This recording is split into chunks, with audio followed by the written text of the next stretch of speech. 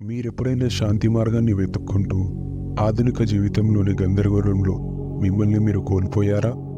జీవిత తుఫానుల నుండి మీకు దారి చూపించే టైమ్లెస్ ఫిలాసఫీ ఉంటుందని ఎప్పుడైనా ఆలోచించారా? చరిత్ర దాచిన మూలల్లో పెరుగుతున్న మరియు పడిపోయే సామ్రాజ్యాల శబ్దానికి దూరంగా వేరే మార్గం ఉంది. ఈ మార్గం సంపద లేదా విజయం గురించి కాదు, కానీ అంతర్గత బలం మరియు జ్ఞానం గురించి. ఇది స్టాయిసిజం. దీనిని అనుసరించే వారిని గొప్ప జీవితం వైపు నడిపించే పురాతన తత్వశాస్త్రం. ఈ వీడియోలో మనుషులను నిజంగా వాల్యుబుల్ చేసే 4 అలవాట్ల గురించి మాట్లాడుకుందాం పదండి. Number 1, face your fears. Stoicism మన భయాలను ధైర్యంగా ఎదుర్కోవాలని ప్రోత్సహిస్తుంది. వాటిని అడ్డంకులుగా కాకుండా అవకాశాలుగా చూస్తుంది. భయాన్ని నేరుగా ఎదుర్కోవడం ద్వారా మీరు అంతర్గత శక్తిని పెంచుకుంటారు. మార్కస్ అరేలియస్, స్టాయిక్ తత్వవేత్త మరియు రోమన్ చక్రవర్తి, వ్యక్తిగత అభివృద్ధికి మార్గంగా భయాలను ఎదుర్కోవడం యొక్క ప్రాముఖ్యతను నొక్కి చెప్పాడు. ఈ అభ్యాసం ద్వారా నిజమైన ధైర్యం అంటే భయం లేకపోవడం కాదు, కానీ అది ఉన్నప్పటికీ పనిచేసే సామర్థ్యం అని మనం తెలుసుకోవాలి. డిస్కంఫర్ట్ను స్వీకరించడం ద్వారా మనము మన కంఫర్ట్ జోన్ నుండి బయటకు రావడానికి ఉపయోగపడుతుంది. Number 2, control your emotions. గందరగోళాల మధ్య ప్రశాంతతను కాపాడుకోవడానికి స్టాయిసిజం మనకు ఉపయోగపడుతుంది.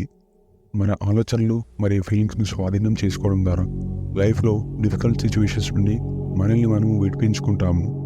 సెనేకా, ఒక ప్రముఖ స్టాయిక్ తత్వవేత్త, సెల్ఫ్ డిసిప్లిన్ యొక్క ప్రాముఖ్యతను నొక్కి చెప్పాడు.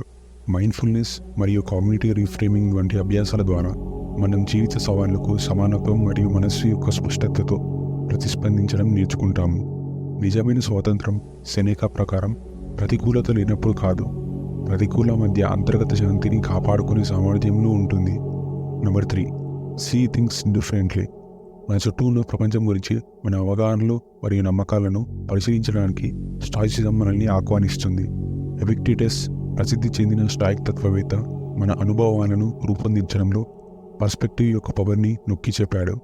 మన ఆలోచనలు మరియు వివరణలను రీఫ్రేమ్ చేయడం ద్వారా మనం ప్రతికూలతను అవకాశంగా మార్చగలము. మన ఓన్ రియాలిటీకి ఆర్కిటెక్ట్స్ అవుతాము. కాగ్నిటివ్ రీస్ట్రక్చరింగ్ మరియు గ్రాటిట్యూడ్ జర్నలింగ్ వంటి అభ్యాసాల ద్వారా మనం లైఫ్లో పాజిటివిటీ తీసుకురావచ్చు. Number 4, leave naturally.